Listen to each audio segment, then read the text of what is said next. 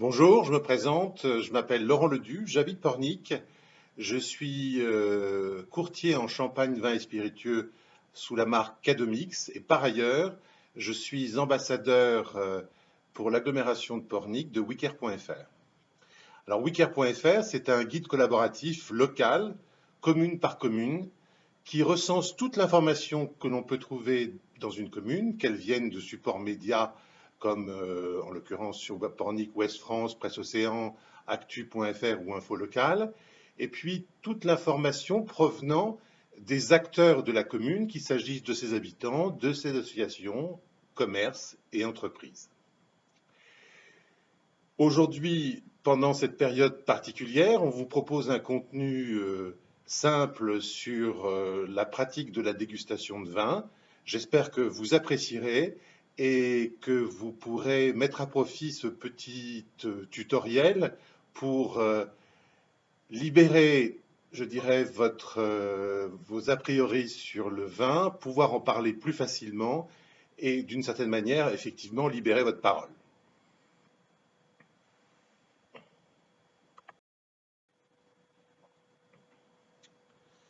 Les caractéristiques d'un vin sont nombreuses.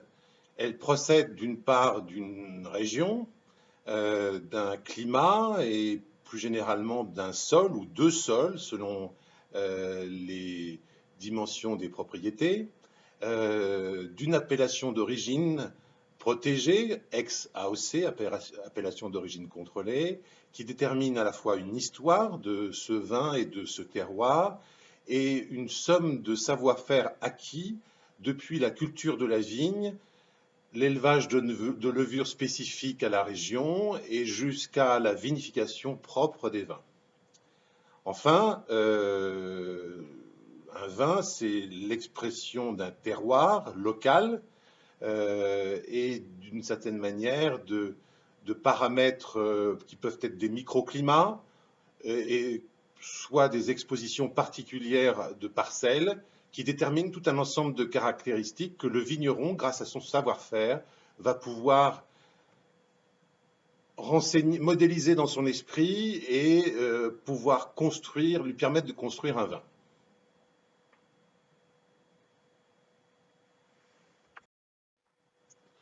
Toutes les caractéristiques que nous avons évoquées, appellation d'origine contrôlée, de la région, du climat, des terroirs, des cépages spécifiques d'une région, des savoir-faire développés par l'appellation d'origine protégée depuis parfois des siècles, nous allons un peu l'oublier pour nous consacrer à une exploration candide de ce que peut être un vin, de sa dégustation, quitte à l'enrichir après par un certain nombre d'outils que je vais vous proposer.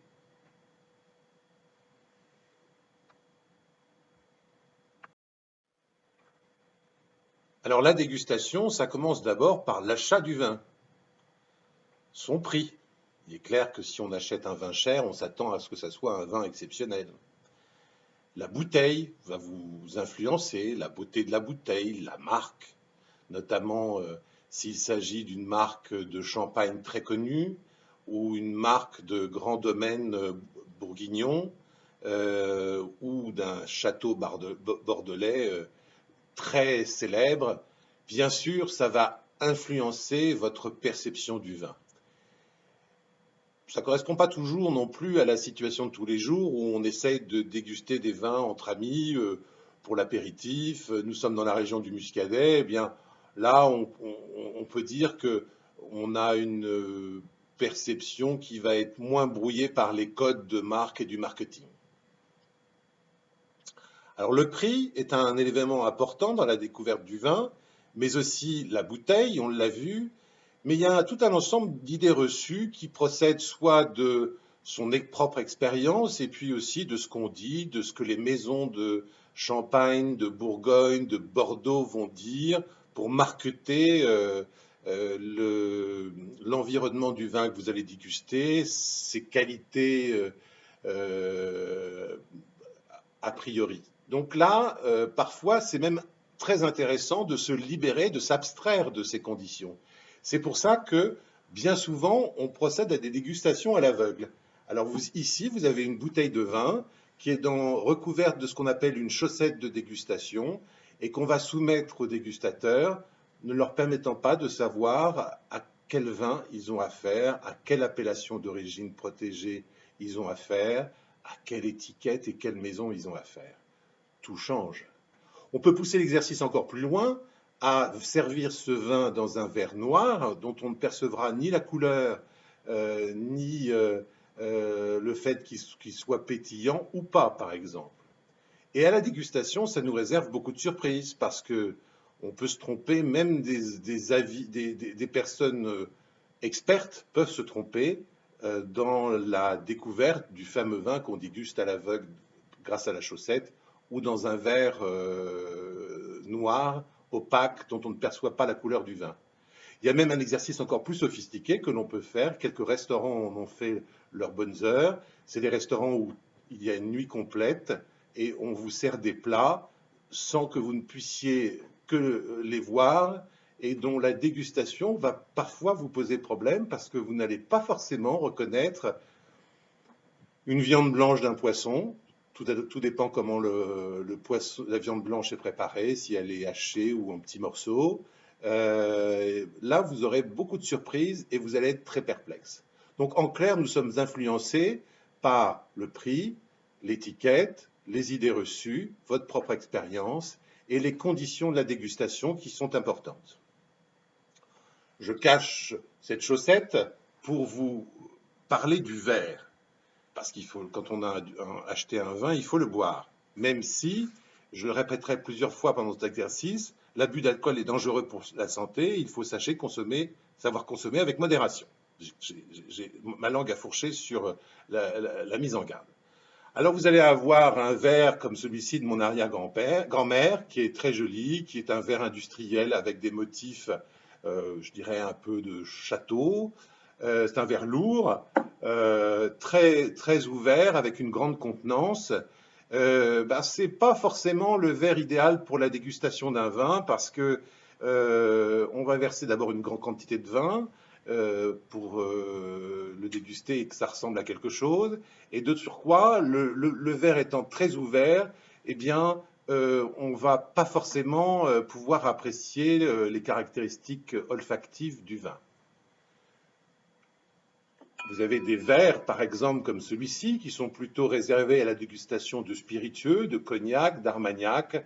Ils ont quand même une belle ouverture, mais ils ont un ventre beaucoup plus arrondi qui permet dans l'appréciation de la couleur du cognac ou de l'armagnac, d'apprécier la glycérine qui va pleurer en larmes le long des parois et qui va aussi permettre de rêver un peu sur ce contenu d'une vieille bouteille de cognac.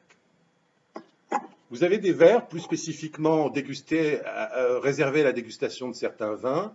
Eh bien ici, c'est la flûte tulipe que l'on utilise, que toutes les maisons de champagne recommandent pour la dégustation de leur vin de champagne, c'est-à-dire une flûte élégante, bien sûr, puisque nous sommes dans l'univers du champagne, avec une ouverture moyenne qui permet quand même de concentrer les arômes du champagne, qui est un vin quand même vinifié dans la finesse et avec une certaine discrétion. Pour notre exercice, je vous propose un verre mécanique qu'on trouve en grande distribution, pas trop grand, avec une ouverture pas trop grande non plus pour concentrer les arômes. Donc nous avons évoqué les verres. Maintenant, nous allons aussi penser à un autre critère très important de la dégustation de vin, c'est on sert le vin, mais à quelle température?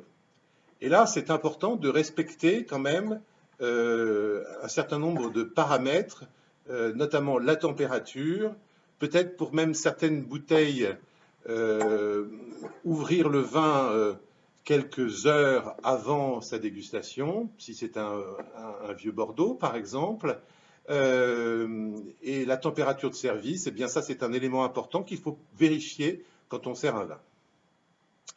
Et puis alors, il y a des paramètres auxquels on ne penserait pas, mais c'est par exemple la faim. Quand on déguste un vin ou quand on déguste un mets, la perception de ce mets va être différente selon l'heure. Là, il est 4h, 17h. C'est pas encore tout à fait l'heure de l'apéritif. J'ai pas forcément envie de boire du vin.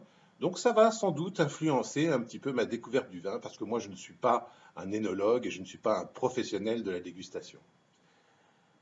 La faim, l'heure, la faim, et puis aussi la bouche.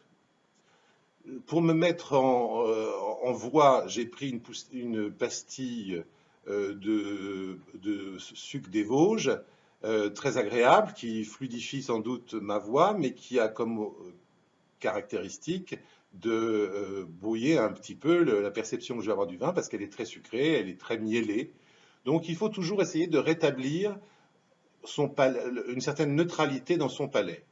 Boire un verre d'eau quelques minutes avant la dégustation du vin, peut-être se faire la bouche avec par exemple un peu de baguette blanche, de mie de pain de baguette blanche peu cuite, je vous expliquerai pourquoi, pour se faire la bouche et unifier le pH.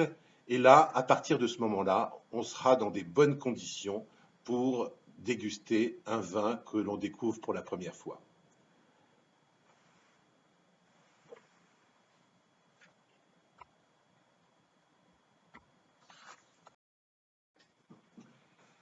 Ça y est, j'ai ouvert ma bouteille. Il s'agit d'un petit Chablis Domaine d'Iblas 2018.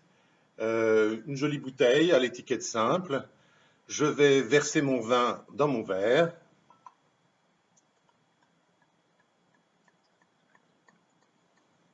J'ai sorti ce vin du réfrigérateur il y a une demi-heure. Il est relativement frais. Je pense que je l'ai servi à bonne température. J'ai ouvert ma bouteille avec un tire-bouchon très simple, avec des petites lames qui permettent de couper la capsule du vin, qui fait un joli tracé. Et c'est un outil pratique pour ouvrir le vin. Ça coûte pas cher, ça coûte 7 euros chez Ikea. À bon entendeur, salut. Le bouchon de ce vin est un bouchon en liège naturel. Alors, quand le vin est tiré, il faut le boire. L'alcool est dangereux pour la santé, sachez, consommer avec modération. J'observe la couleur de ce vin. D'abord, il est clair, hein, il n'y a pas de dépôt, il est limpide.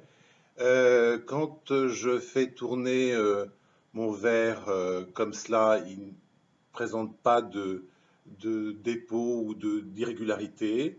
Je dirais que la couleur, vous ne pouvez pas vous en rendre compte, mais elle est plutôt jaune pâle, jaune paille, comme on peut décrire dans la dégustation d'un vin. Et c'est que là, maintenant que tout commence, vous aurez imprimé une fiche vierge de dégustation que vous trouverez en annexe de ce tuto dans l'article. Et je vais commencer à approcher mon nez de ce vin. Un premier nez assez caractéristique de ce cépage qui est un chardonnay, un chablis chardonnay, c'est-à-dire on est dans des notes de fruits blancs et de fleurs blanches. On pourra rentrer dans les détails tout à l'heure. C'est un nez caractéristique, c'est le premier nez, c'est la première impression olfactive que vous avez en découvrant ce vin. Puis après, ce qu'on peut faire, on oxygène un peu son vin, on le fait tourner dans la bouteille, j'espère que je ne vais pas en renverser. Et là, on essaye de l'oxygéner et on va essayer de percevoir peut-être un peu plus d'impression au niveau de l'expression des arômes du vin.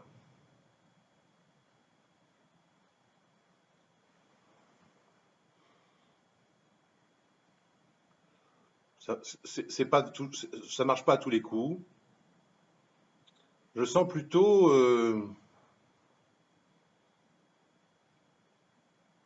un second nez, hein. Le premier nez, on l'a découvert à la première impression. Le second nez, je dirais plutôt des fruits,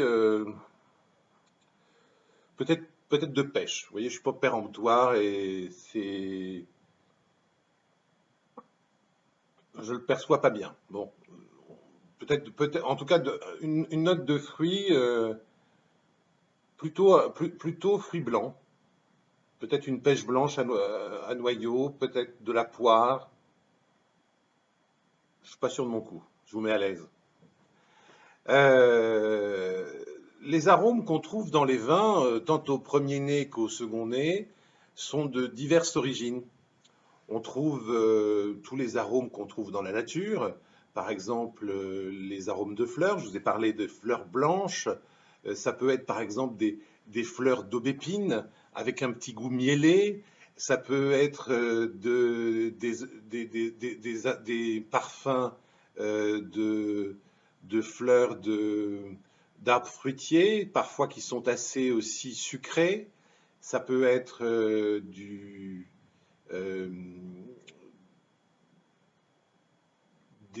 d'autres fleurs. On peut trouver dans d'autres vins, dans des vieux vins, dans des champagnes, on peut trouver des arômes de fleurs comme la rose, hein. On peut trouver aussi des fleurs plus exotiques parfois. Dans certains champagnes, on peut trouver des odeurs très mielées, très sucrées. Mais aussi, la seconde composante des arômes d'un vin, ce sont les odeurs, pardon, pas les odeurs, les parfums de fruits qu'on trouve dans la nature. Alors là, on a les fruits blancs, euh, les agrumes, hein, de citron vert, citron jaune. On peut trouver du pamplemousse rose. euh, on peut trouver des litchis, des kumquats. Ça, c'est des parfums qu'on trouve régulièrement dans les arômes, notamment les arômes de vin blanc. On peut trouver les fruits, les fruits jaunes, les fruits à noyaux, la pêche jaune, les abricots, le brugnon. On trouve régulièrement ces arômes-là. Et puis, on peut trouver aussi des arômes plus exotiques, d'ananas, de produits qu'on connaît mieux maintenant, de fruits exotiques auxquels on accède pendant les fêtes sur les étals des épiceries fines ou des marchés. On a parlé des litchis, des kumquats, mais on peut trouver encore des mangoustans ou des fruits de cette sorte. Enfin, on trouve dans les arômes de vin des notes herbacées. Alors, il ne faut pas en trouver trop parce que quand un vin sent l'herbe, c'est pas top. Mais on trouve des herbacées et là, sont parfois des arômes qui vont rafraîchir un peu le vin, apporter de la fraîcheur. Alors, au-delà des arômes de la nature, et non pas des arômes naturels, hein, des arômes de la nature, les fleurs, les fruits, euh, les, euh, les herbes, hein, je crois que j'ai oublié les fruits rouges, qu'on trouve régulièrement dans les rosés, dans beaucoup de vins, dans les vins rouges notamment. On peut trouver aussi les arômes d'épices. Alors, des épices comme l'anis, la cardamome, ça peut être des arômes de cannelle, des arômes poivre gris, toute la collection de poivre. Vous allez avoir les œnologues très savants qui vont vous dire que on sent du poivre de Sichuan dans un vin, parfait. Je ne sais pas forcément me souvenir de ce que c'est un arôme de poivre de Sichuan, mais on trouve beaucoup de choses dans les épices. Et on trouve aussi dans les arômes du vin des arômes culinaires. Et là, vous me voyez venir parce que cette petite vidéo a pour objectif de libérer la parole de ceux qui n'osent pas parler d'un vin. Beaucoup de femmes n'osent pas facilement parler d'un vin parce que les hommes autour d'elles sont des sachants, ils savent beaucoup de choses sur le vin. Eh bien, les arômes culinaires sont une composante très importante des nez du vin.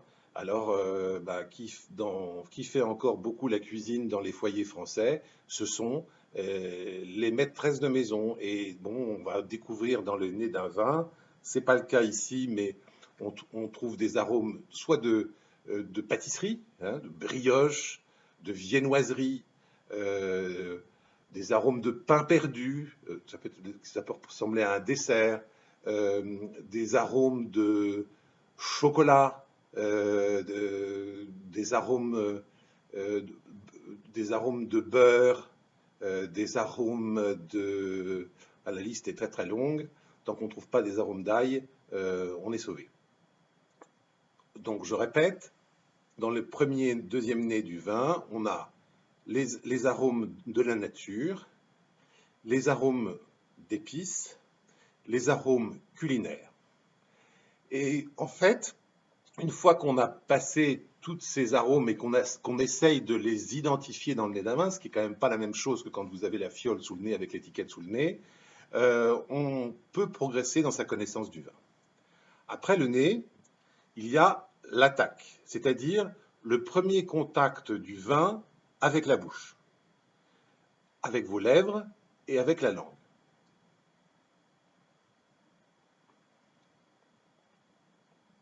Et ce premier contact, j'ai déjà dégluti mon vin, c'est pas bien, mais ce premier contact, on va tout de suite l'identifier comme est-ce que c'est un contact vif, une surprise même, ou est-ce que c'est quelque chose de très rond et très suave qui se fond et qu'on perçoit peu.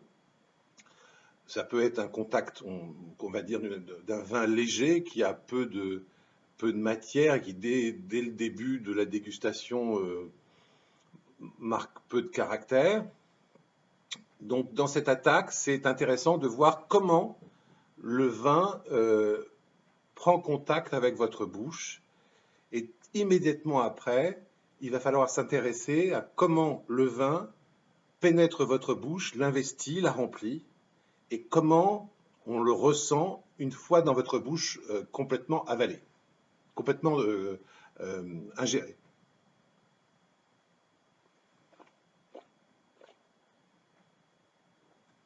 Et là, on voit dans cette bouche, on ressent différents caractères. Est-ce qu'il a une présence? Est-ce que c'est comme de l'eau? Est-ce qu'il y a une différence entre le premier contact de l'attaque et est-ce que dans la bouche, il se développe? Et c'est là où on va s'intéresser à une autre caractéristique du vin qu'on appelle le développement. Et puis moi qui ai déjà dégluti, mais même avant, on peut déjà le ressentir, on ressent des arômes du vin, des arômes que on va peut-être mieux détailler que lors de la première olfaction. Et ben, ces arômes, ce sont ce qu'on appelle des arômes de rétrolfaction qui passent par la gorge une fois que vous aurez dégluté votre vin et qui vous remontent par le nez et que vous allez apprécier différemment.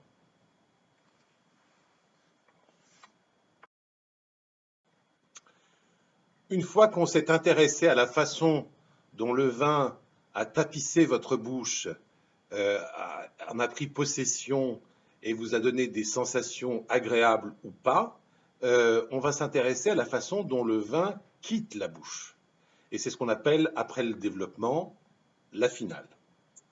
Comment le vin quitte votre bouche, c'est-à-dire est-ce qu'on aura eu une impression de développement gustatif en bouche avec des arômes nouveaux qui apparaissent?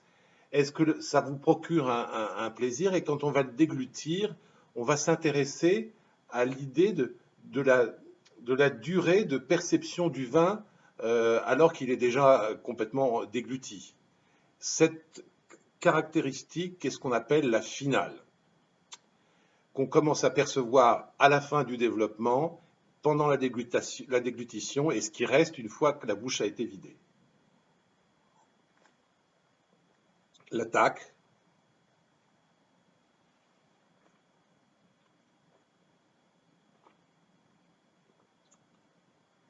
le développement, puis après la déglutition du vin, on avale le contenu de la bouche, on s'intéresse à l'impression qu'il laisse. Ici, on a une impression très agréable, bien que ce soit l'heure du thé.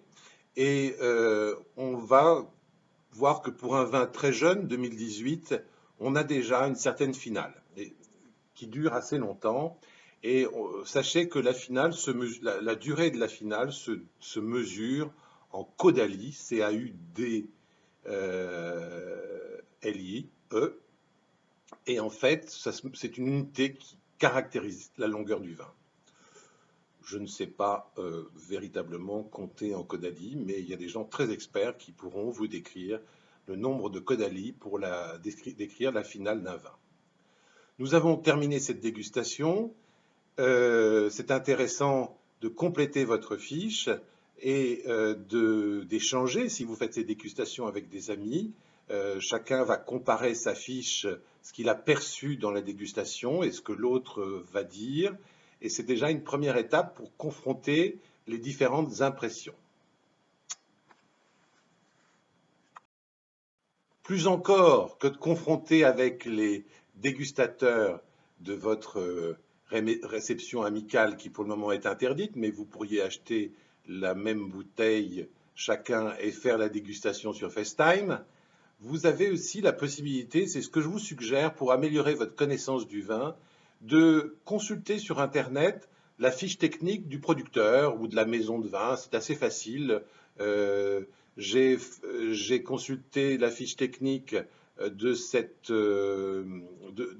cuvée de Petit Chablais de Domaine d'Iblas 2018 et j'ai pu voir que au niveau du nez, je ne m'étais pas beaucoup trompé, fleurs blanches et fruits blancs, ça je l'avais perçu, que au niveau du second nez et des deuxièmes notes, j'avais pas bien perçu, j'avais pas trouvé le fruit, on m'a expliqué que c'était plutôt des fruits jaunes.